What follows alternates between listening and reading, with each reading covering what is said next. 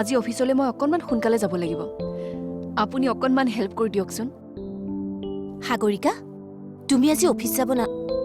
আৰু যদি অফিচ যোৱাও সোনকালে যাব নোৱাৰা দেৰিকে যাবা কিন্তু মা আজি নিবিৰে মোক অফিচলৈ সোনকালে যোৱাৰ কথা কৈছে অফিচত বহুত কামো আছে মই আজি কাৰো কথাই নুশুনো শুনা তোমাৰ প্ৰথম পৰিচয় হৈছে তুমি আমাৰ ঘৰৰ বোৱাৰী তাৰ পাছতহে চাকৰি তুমি এইখন ঘৰৰ বোৱাৰী হিচাপে তুমি আমাৰ কথাবোৰ মানি চলাটো তোমাৰ কৰ্তব্য শুনা মই তোমাক আৰু একো নকওঁ মাত্ৰ এটা কথাই কওঁ অন্তত আজি তুমি অফিচলৈ সোনকালে যাব নালাগে মা আজি দেৰি কৰিলে মোক নিবিৰে গালি দিব আৰু যদি সোনকালে যোৱা তেতিয়া মই খং কৰিম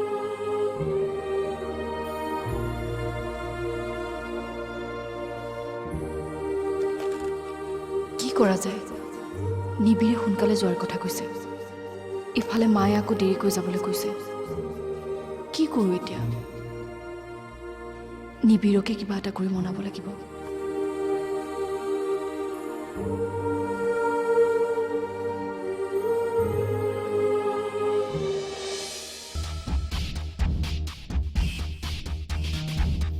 গুড মৰ্ণিং গুড মৰ্ণিং তুমি ফোন কৰিবা বুলি মই জানিছিলোঁ হয় নেকি কেনেকৈ নাজানো কিয় বা মনলৈ আহিছিল আচ্ছা কালি নাটকখন কেনেকুৱা লাগিল পাৰফেক্ট আহিল নে লাইনত অলমষ্ট নহয় চিয়'ৰ এণ্ড চাৰ্টেইন অৱশ্যে বহুতখিনি তোমাৰ ওপৰত নিৰ্ভৰ কৰিছে যেনে তোমাৰ বস্তু তুমি পাবলৈ তুমিতো নিজেই কষ্ট কৰিব লাগিব তথাপিও অলপ জানিলে ভাল আছিল এটলিষ্ট সাজুতো হৈ থাকিব পাৰিলো হয় আৰে বাবা সেইকাৰণেইতো ফোন কৰিছোঁ কোৱাচোন তোমাৰ প্ৰথম আৰু প্ৰধান কামটো সাগৰিকাৰ মনটোক মটিভেশ্যন কৰা সৰু কাম কিন্তু সহজ নহয় তেনেহ'লে ইমান ডাঙৰ কাম কিয় দিছা আৰু সাগৰিকাইতো এনেও আজিকালি মোক সহ্য নকৰা হৈছে আৰে তুমি ইমান কিয় টেনশ্যন লৈছা মই আছো নহয় আচ্ছা শুনা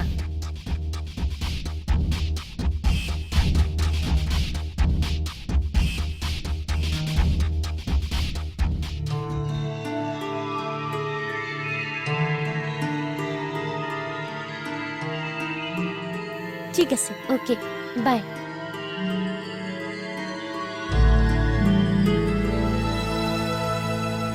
চাবা আমাৰ আকৌ ভাল দিন আহিব তোমাৰ দেউতাৰে মোক কিছুমান কথাত বেয়া পাই আছে হয়তো তেওঁ মোক এদিন বুজি পাব আৰু তেতিয়া আমাৰ ঘৰখন হাঁহি ফূৰ্তিৰে ভৰি যাব ময়ো সেইটোকে বিচাৰোঁ আকাশত যেনেকৈ ক'লা ডাৱৰ সদায় নাথাকে ঠিক তেনেকৈ আমাৰ ঘৰৰ দুখবোৰ আৰু বেছি দিন নাথাকে এপাহি সুখ এপাহি দুখ আগবঢ়ালে Amul the taste of India IndiGo floor paint সকলো সহে বছৰ বছৰ চলে